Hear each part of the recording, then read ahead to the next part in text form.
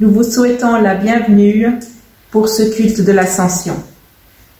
Alors que nous aimerions tellement nous rassembler pour partager nos réunions, un petit virus nous retient loin les uns des autres.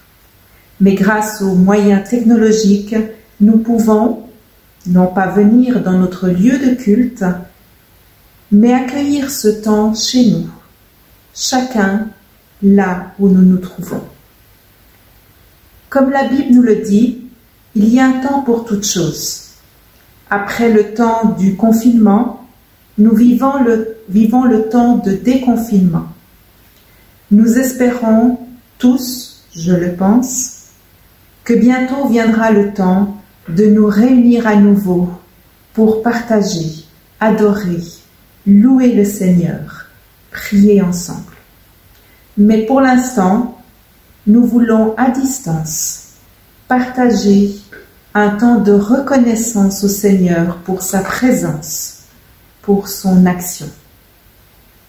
Avant d'ouvrir la parole de Dieu, je vous invite à prier.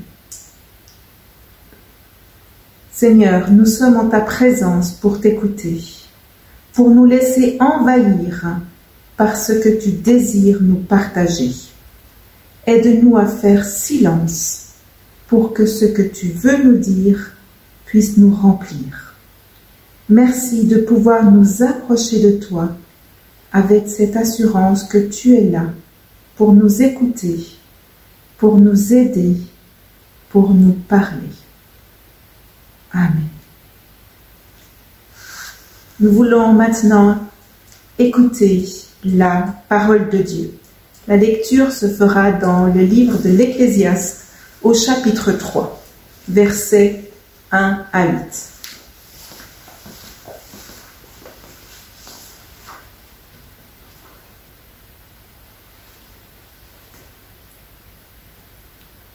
Dans ce monde, il y a un temps pour tout et un moment pour chaque chose.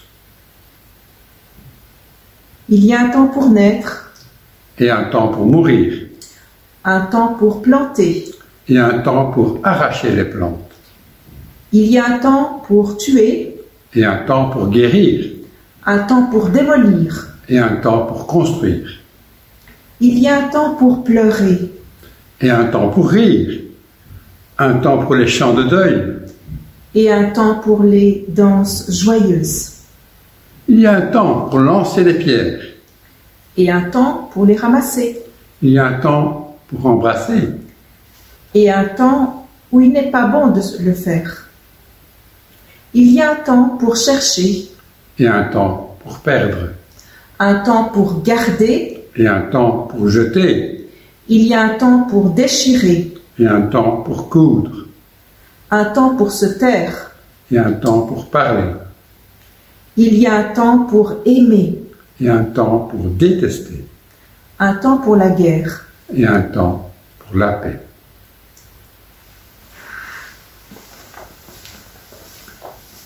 Jésus est présent dans ce temps particulier que nous vivons. Comme nous le rappellent les paroles du cantique « Tu es là, au cœur de nos vies ».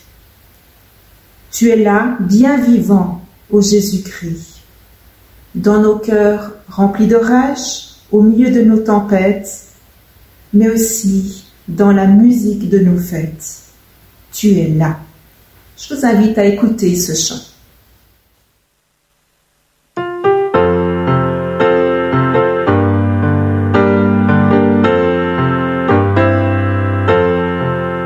Tu es là au cœur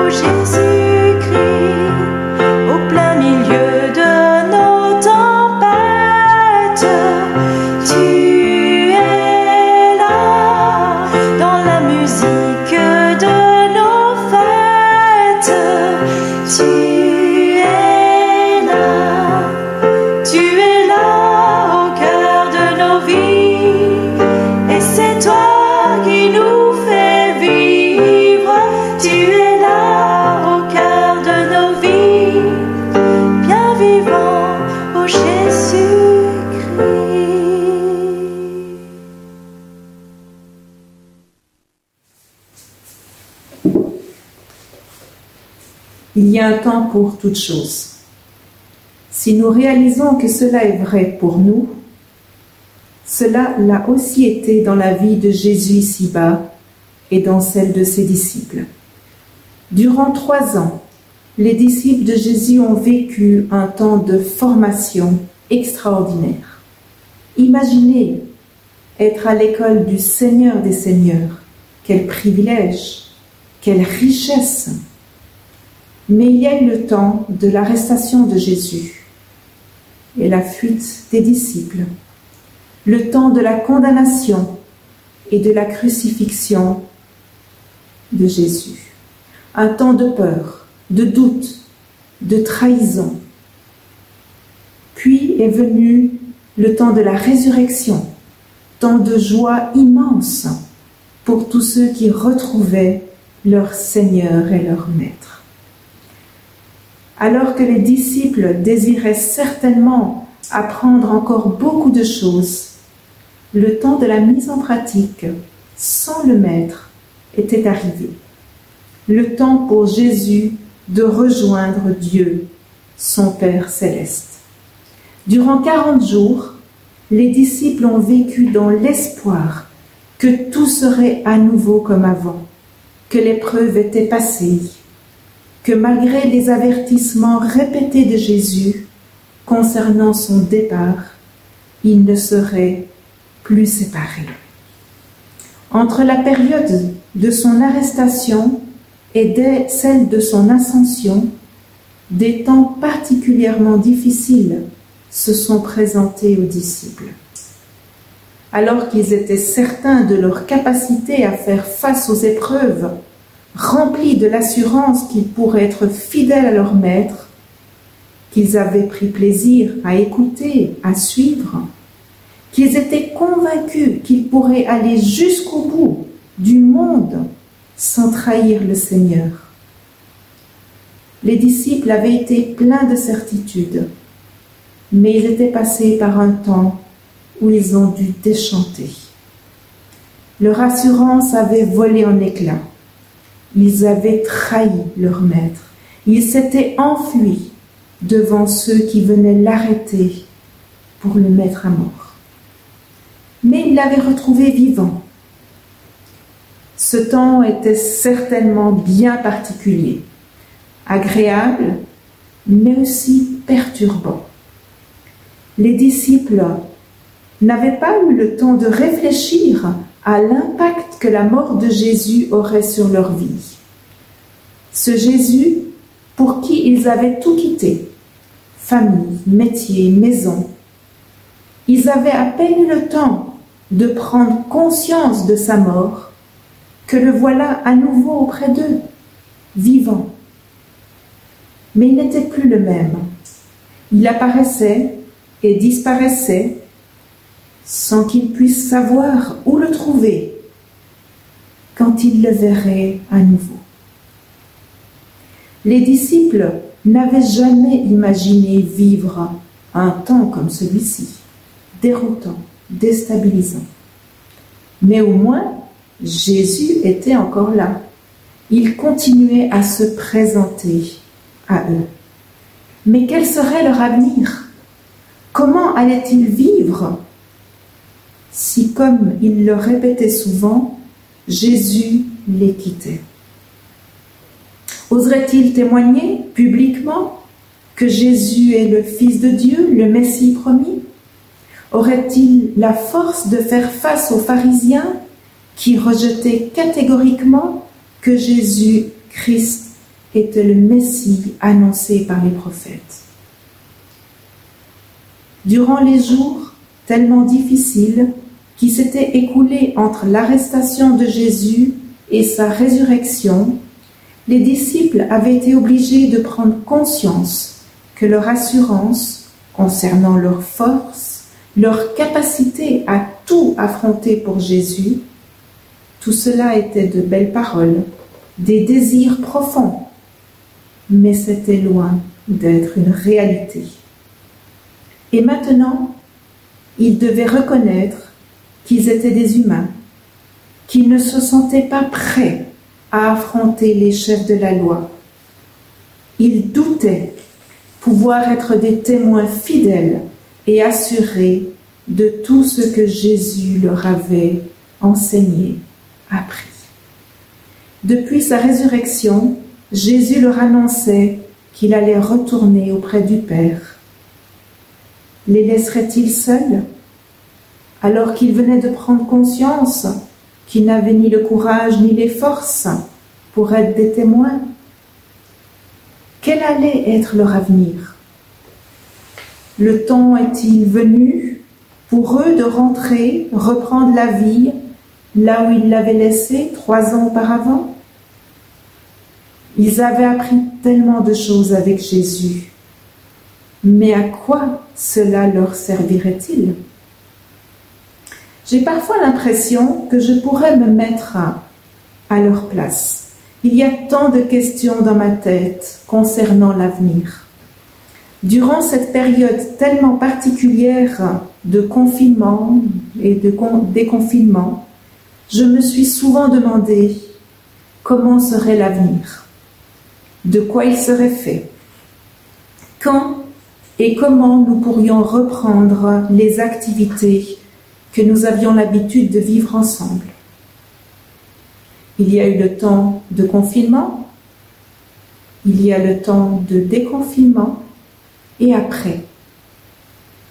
Reprendrons-nous les activités telles que nous les avons arrêtées mi-mars, en mettant entre parenthèses ce temps particulier lié au coronavirus? La vie de notre poste, de nos églises sera-t-elle différente? Notre vie personnelle, spirituelle, sera-t-elle identique ou modifiée?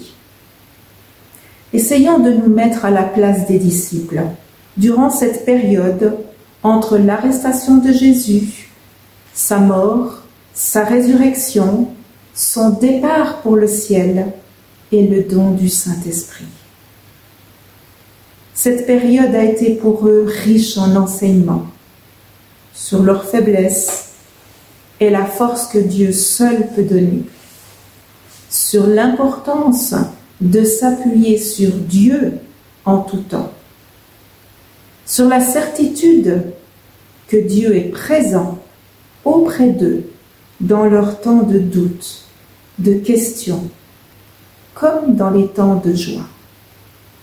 Ce qu'ils n'avaient pas compris, pas accepté, lorsque Jésus leur disait avant sa mort qu'ils ne pourraient pas le suivre, qu'ils n'arriveraient pas à aller jusqu'à la mort avec lui, ils le réalisaient pleinement maintenant, alors qu'ils appréciaient retrouver leur Maître et Seigneur. Mais son insistance à leur annoncer son départ, alors qu'ils prenaient conscience de leur besoin de sa présence, de la nécessité de pouvoir s'appuyer sur lui, tout cela était bien perturbant.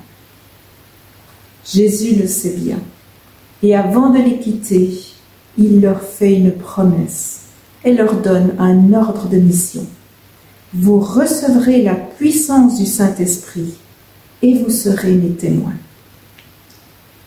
Promesse qu'il leur avait déjà faite avant sa mort. Nous pouvons la lire dans l'évangile de Jean, chapitre 14, les versets 15 à 20. Si vous m'aimez, vous suivrez mes enseignements. Et moi, je demanderai au Père de vous envoyer un autre défenseur de sa cause, afin qu'il reste pour toujours avec vous. C'est l'Esprit de vérité, celui que le monde est incapable de recevoir parce qu'il ne le voit pas et ne le connaît pas. Quant à vous, vous le connaissez, car il demeure auprès de vous et il sera en vous. Non, je ne vous laisserai pas seuls comme des orphelins, mais je reviendrai vers vous. Sous peu, le monde ne me verra plus, mais vous, vous me verrez parce que je suis vivant et que vous aussi, vous vivrez. Quand ce jour viendra, vous connaîtrez que je suis en mon Père. Vous saurez aussi que vous êtes en moi et que moi, je suis en vous. Alors qu'ils ont pris conscience de leur faiblesse, de leur incapacité personnelle de faire face à la mission, d'être des témoins, les disciples vont recevoir le Saint-Esprit promis. Non pas comme une béquille qui les aiderait à avancer, tant bien que mal, mais comme la puissance qui va les transformer. Si humainement ils sont faibles, le Saint-Esprit, agissant en eux, les rendra capables d'être des témoins partout où ils iront, les défendant lorsqu'ils seront attaqués. Cette promesse que Jésus a faite aux disciples alors qu'il allait les quitter pour retourner auprès du Père, elle nous est aussi adressée. À nous aussi, Jésus promet le Saint-Esprit pour nous aider, nous soutenir, nous enseigner, nous transformer, pour nous rendre capables d'être ses témoins. Comme à ses disciples, Jésus nous dit « Je ne vous laisserai pas seuls, mais je vous enverrai une puissance. » Dans quel temps est-ce que nous nous situons? Est-ce que je me situe aujourd'hui? Dans un temps de doute, de peur, de questionnement, ou dans un temps de joie, de certitude, où je peux affirmer comme Thomas, mon Seigneur et mon Dieu? Est-ce que comme les disciples, avant la mort de Jésus, je me sens plein de force, de mes propres forces, pour accomplir de grandes choses pour le Seigneur? Est-ce que je suis dans une période de questionnement face à mon avenir?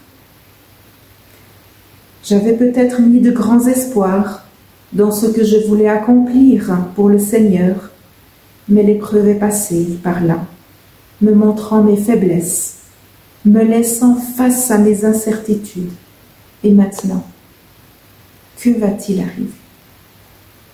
Nous sommes chacun dans un temps différent, mais à chacun, Jésus fait cette promesse: je ne vous laisserai pas seul, orphelin. Certains ont peut-être besoin de mettre le doigt dans les blessures de Jésus pour prendre conscience de ce qu'il a souffert et du fait qu'il peut nous comprendre, nous soutenir lorsque nous souffrons. D'autres ont besoin d'entendre le Seigneur leur adresser les paroles qu'il a dites à Pierre, alors que Jésus venait de l'avertir que Pierre le renierait. Il lui a dit: j'ai prié pour toi, afin que ta foi ne disparaisse pas tout à fait.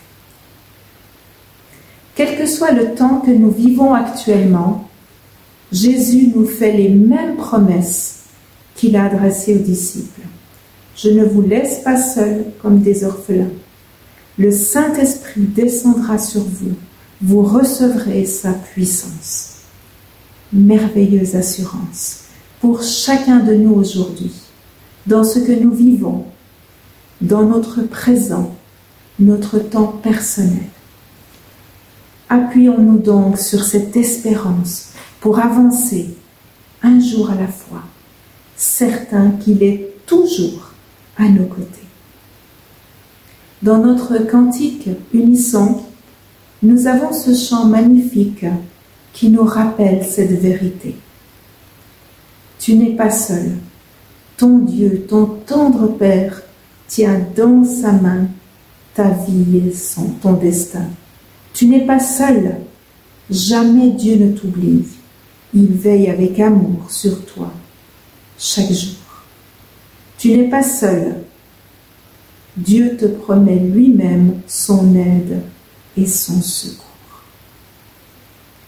Que nous puissions nous affermir sur ces paroles. Avant d'écouter ce chant, je vous invite à prier.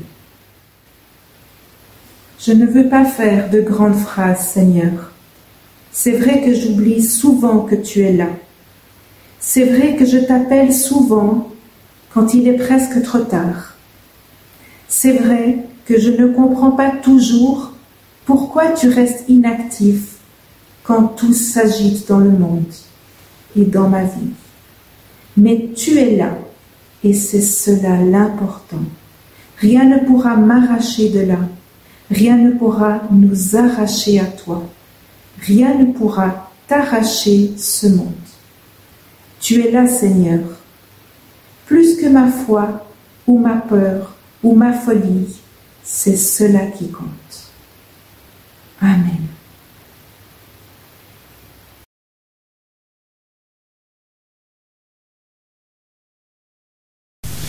Tu n'es pas seul, ton Dieu, ton tendre Père, tient dans sa main ta vie et ton destin.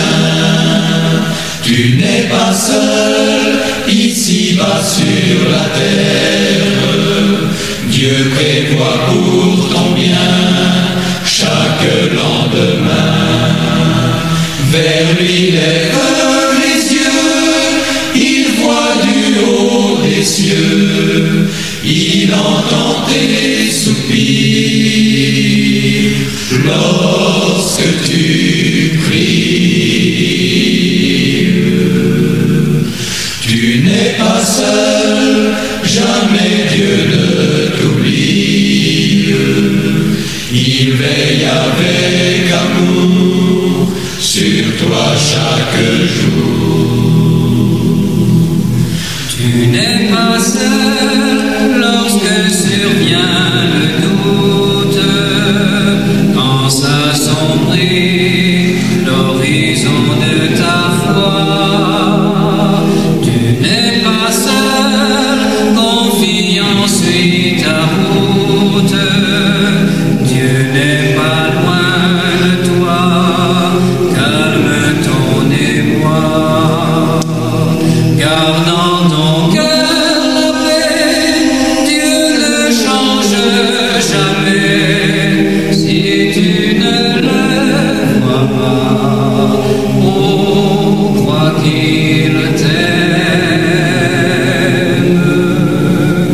Tu n'es pas seul, Dieu te promet lui-même son aide et son secours dans les mauvais jours. Tu n'es pas seul, toujours quoi qu'il advienne, aux jours heureux, comme en l'adversité. Tu n'es pas seul, mets ta main dans la sienne, ton âme gardera sa sérénité. La grâce et le bonheur, avec la paix du cœur, resteront près de toi